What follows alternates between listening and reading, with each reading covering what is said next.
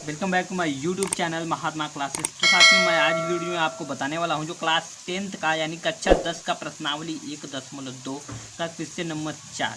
तो यहाँ पे देख रहे हैं आप इस क्वेश्चन में क्या क्या है। सबसे पहले मैं इसको पढ़ लेता हूँ। और जो साथी, मैं एक बात और बता दूँ, जो साथी हमारे चैनल पर नए आए कृपया चैनल को सब्सक्राइब कर बेल आइकन दबाकर एक्टिव कर लीजिए, जिससे हमारी आने वाली नई वीडियो की नोटिफिकेशन आपको समय समय पर मिलती रहेगी। मैं देखिए बहुत ही बेहतरीन तरीके से मैं आपको इस चैप्टर को बता रहा हूँ और बहुत ही अच्छी तरह से आपको समझ में भी आने वाला है। ठीक है, तो चलिए हम लोग क्वेश्चन 4 को यहाँ पे पढ़ते हैं। क्वेश्चन 4 और 5 में इस वीडियो में आपको बताने वाला हूँ। ठीक है, 6-7 मैं अगली नेक्स्ट वीडियो में बताऊँगा। तो यहाँ पे देखिए एचसीएफ कह रहा है 306 557 का 9 दिया है। कितना दिया है? 9 दिया है। आपको एलसीएम 306 और 657 का निकालना है। तो इसको बहुत ही आसान तरीके से एक फार्मूले की सहायता से आप निकाल सकेंगे। तो चलिए आइए उस फार्मूले को हम लोग यहाँ पे सॉल्व करते हैं, उस फार्मूले की मदद से। ठीक है, तो इसको देखिए यहाँ पे सबसे पहले हम लोग क्या कि एलसीएम दिया है, देखिए 9। ठीक, एलसीएम आपको निकालना है। क्या निकालना है? एलसीएम। तो देखिए यहाँ पे लिख सकते हैं कि हम जानते हैं। क्या लिख सकते हैं?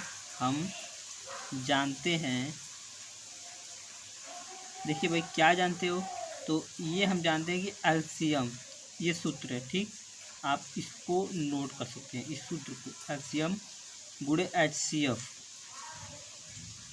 एलसीएम गुणे एचसीएफ बराबर होता क्या है? दो संख्याओं का गुणनफल। दो संख्याओं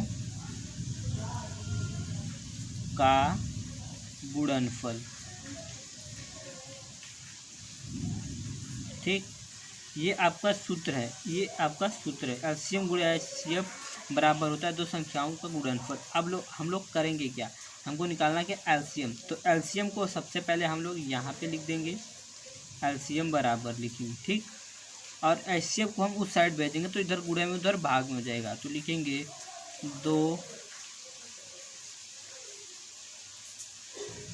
दो संख्याओं का गुणनफल बट्टे, यहाँ पे बट्टे लगा देंगे। ठीक है, बट्टे लगाएंगे तो जो एचसीएफ था ये इधर आ जाएगा, तो यहाँ पे हो जाएगा बट्टे में। ठीक, एचसीएफ। अब चलिए इसको हम लोग सॉल्व करते हैं। अब ये सॉल्व होगा। ठीक है, तो सॉल्व कैसे होगा? देखिए यहाँ पे लिखेंगे एलसीएम और यहाँ पे दो संख्याओं का गुणनफल लिख देंगे। दोनों संख्याओं का गुणा करेंगे। 306 गुणे और क्या था? 657, 657 बटा जो ऐसे पाया था उसको हम लोग नीचे लिख देंगे। ठीक, अब इसी को हल करेंगे तो आपका निकल जाएगा एलसीएम। ठीक, चलिए इसको सॉल्व करते हैं हम लोग। यहाँ पे गुणा करके हम लोग भाग दे सकते हैं, चाहे भाग दे के गुणा कर सकते हैं, दोनों काम आपका वही है। ठीक है, तो चलिए हम लोग सबसे पहले हम लोग क्या करते हैं, गुणा ही कर देते हैं। ठीक है, ये आपका आसान विधि मैं बता रहा हूँ, आसान तरीके से। इस तरह 306 का हम लोग मल्टीप्लाई करते हैं। ठीक, 6 सत्ते 42 के 2, 4 हासिल, 6 पचे 30, 4 34 के 4, 3 हासिल, तो 6 छक 36, 36 और 3 37, 38, 39, यहाँ आ गया 39। जीरो का मल्टीप्लाई करेंगे 3 जीरो यहाँ पे हो जाएगा, ये एक अंक छोड़ देंगे तो। और यहाँ पे 3 का मल्टीप्लाई करेंगे 2 अंक छोड़ेंगे तो 3 7 21 के 1, 2 हासिल, 3 पाँचे 15 16 17 के 7, 1 हासिल, 3 छक 18 19। अब यहाँ पे लिखिए 2, यहाँ पे लिखिए 4, यहाँ पे 9 10 की 0, 1 हासिल, 7 3 10, 1 11 1 हासिल, 9 10 की 0, 1 हासिल, 1 1 2। यहाँ पे इतना आया, कितना आया? 20 10 और 42 बटा 9 यहाँ पे रहेगा। ठीक, अब देखिए 9 से इसमें हम लोग डिवाइड करेंगे। क्या करेंगे? डिवाइड। तो देखिए इसको काटिए। ठीक, किससे कटेगा? 9 दूनी 18, किससे? 9 दूनी 18, यहाँ पे 19 20, 2 बचा, 2 इसको देगा तो हो जाएगा 21। ठीक है, यहाँ पे भी 9 दूनी 18, 19 20 21, 3 बचा, 3 इसको देगा तो यहाँ पे हो जाएगा 30 और 9 त्रिक 27 हो जाएगा। यहाँ पे क्या हो जाएगा? 27, 28 29, 3 फिर बचा 3, 3 इसको देगा हो जाएगा 34, फिर 9 त्रिक 27, 28 29 30 31 32 33 34, 7 बचा, 9 सत्ते हो जाएगा यहाँ पे। और यहाँ पे क्या हो जाएगा? तो यहाँ पे हो जाएगा 7, तो यहाँ पे 72 हो गया, तो 9 8 72 क्या हो जाएगा 9 8 72। एक बार फिर मैं आपको समझा देता हूँ। 9 दूनी 18, 19 20 2 बचा, 2 इसको देगा, 9 दूनी 18, ठीक है। तो 18 19 20 21 3 बचा, 3 इसको देगा, 9 3 27 28 29 3 बचा, फिर 9 3 27 28 29 30 31 32 33 34 7 बचा, 9 8 72। तो ये पूरी तरह से कट गया। क्या हो गया? कट गया। तो आपका एलसीएम बराबर क्या आ गया? 22 33 8। तो लिख सकते हैं इस प्रकार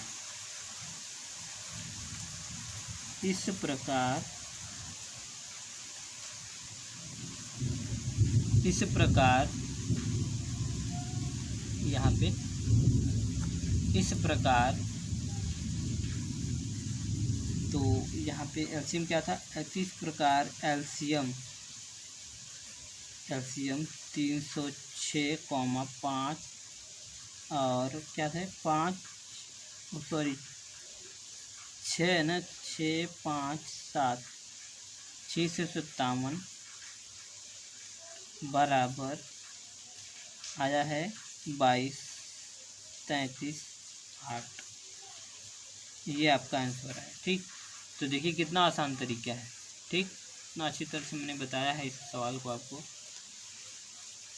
तो इस तरह से आप इसको लिख सकते हैं। ठीक है, तो चलिए अगला क्वेश्चन क्या कह रहा था? अगला क्वेश्चन नंबर 5 देखिए। तो क्वेश्चन नंबर 5 आपके सामने देखिए, कह रहा है कि यहाँ पे जांच कीजिए कि क्या किसी प्राकृतिक संख्या n के लिए संख्या 6 की घात n अंक 0 पर समाप्त हो सकती है। क्या ऐसा हो सकता है कि 0 पर समाप्त हो सकती है? तो चलिए आइए इसको हम लोग सॉल्व करते हैं। यहाँ पे आपको सॉल्व नहीं करना है, ठीक है, बस आपको लिखना है। क्वेश्चन नंबर 6 मैंने लिख दिया, बस आपको लिखना है, आपको भाषा में बताना है, अपनी भाषा में। तो यहाँ पे लिखिए, यदि कोई संख्या अंक 0 पर समाप्त हो सकती है। ठीक है, यदि कोई संख्या, आपको बता दें, यदि कोई संख्या अंक 0 पर समाप्त हो सकती है ना, 0 पर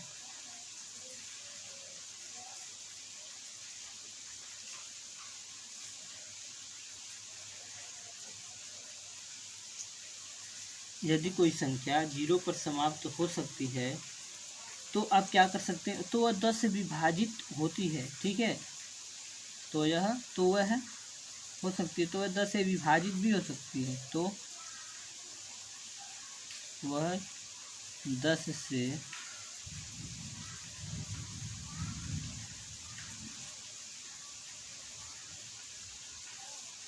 विभाजित भी हो सकती है। अगर कोई 0 पर समाप्त होती है तो वह संख्या क्या 10 पर विभाजित हो सकती है। जैसे कि यह संख्या 2 और 5 भी हो सकती है। ठीक है, या दूसरी संख्या आप लेना चाहते हैं तो यह संख्या 2 और 5 से विभाजित होगी। ठीक है, यह संख्या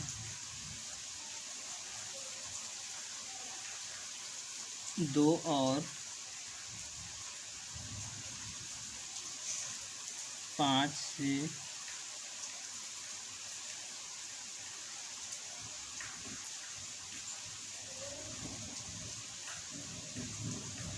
दो और 5 से क्या होगी?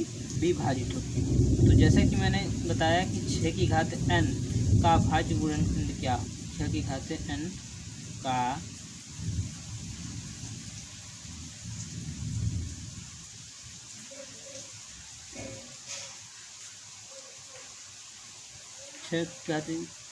का अभाज्य गुणनखंड 2 गुणे 3 घात n बराबर 2n गुणे 3 की n।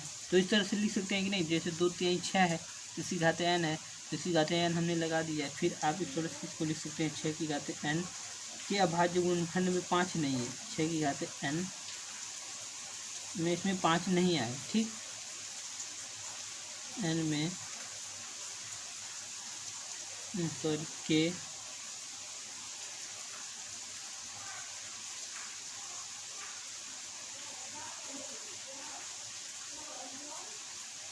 में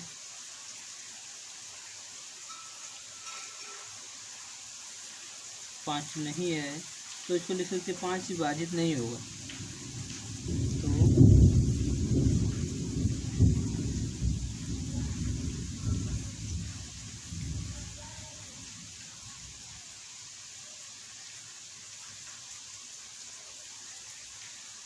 नहीं होगा। ठीक, तो इसको लिख सकते हैं आप। तो ऐसा आपने यहाँ तक तो आपने समझ लिया। उसके बाद आप ऐसा लिख सकते हैं अंकगणित के आधारभूत प्रमेय की अद्वितीय, आप इसको लिख सकते हैं अंकगणित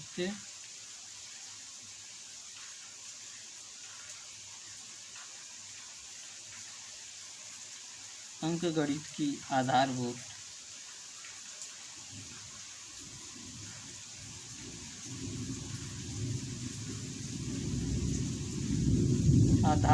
प्रमेय की अद्वितीयता में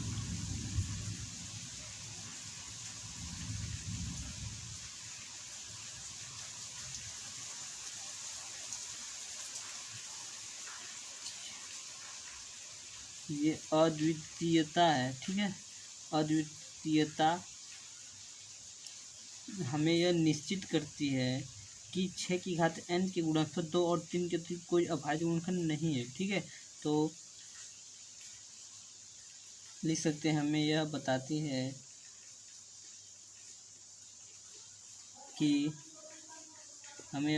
है कि 6 की घात n के गुणनखंड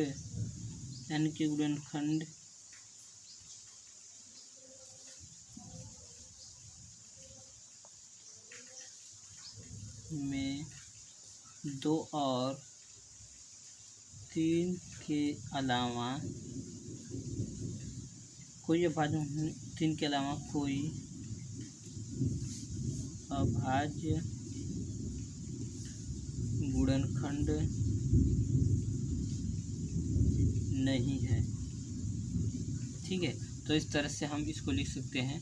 इसके अलावा और कोई आपका यहाँ पे देख सकते हैं अंकगणित के आधारभूत प्रमेय की अलावा हमें ये बताती है कि 6 की घात n जो है उसका गुणनखंड 2 और 3 ही है। इसके अलावा कोई अभाज्य गुणनखंड इसका नहीं है, कोई और हल है ही नहीं। ठीक है, तो इसको हम यहीं तक सॉल्व करेंगे। यहाँ तक आपको आंसर जो है रहा है। ठीक है, तो इस तरह से आप अपनी कॉपी में भी नोट कर सकते हैं। ये बहुत ही बेहतरीन तरीके से मैंने समझाया और बताया। इस तरह से शायद और कोई नहीं बताने वाला है लिख करके, मैंने आपको पूरा लिख करके बताया है। सभी लोग बोल करके बता देते, मैंने आपको कॉपी में कैसे लिखना है ये भी बता दिया है। ठीक है, तो इस तरह से अपनी कॉपी में आप इसका स्क्रीनशॉट ले सकते हैं या फिर यहाँ पे इसको डाउनलोड कर सकते हैं या फिर ठीक है इसको अपनी कॉपी में नोट कर सकते हैं। और ये मैं ऐसा करता हूँ कि ये आपको ज़रूर पसंद आया होगा और अपने दोस्तों में भी, रिलेटिव में भी, अपने फ्रेंड्स में भी, अपने सहपाठियों में भी ज़रूर इसको शेयर करिएगा ताकि उनको भी कैसे लिखा जाता है इस सवाल को उनको आसान तरीके से एकदम आ जाए। ठीक है, बहुत इस तरह से अगर एग्ज़ाम में आप लिख कर आएंगे बहुत ही अच्छे नंबर आपको मिलने वाले हैं। ठीक है, तो अब हमें मिलेंगे नेक्स्ट वीडियो में, तब और जय।